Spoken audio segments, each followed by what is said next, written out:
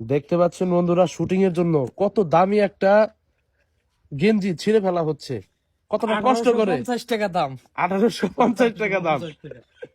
গেঞ্জি, ব্র্যান্ডের গেঞ্জি। দেখতে পারতেছেন আপনাদের বিনোদনের জন্য কত টাকা ইনভেস্ট করে আমাদের মানিক ভাই আর হচ্ছে চিঙ্কু মাস্তান। আরে মানিক ভাই, আপনার বাড়ি আসছে যে এই যে ছাওয়ালের গেঞ্জি ছিঁড়ে দিতেছেন, চুরি করে ধরা পড়ছে, এই জন্য গেঞ্জি ছিঁড়ে দিতেছি। চুরি করে ধরা পড়ছে? আমারই বাড়িতে চুরি করে ধরা পড়ছে।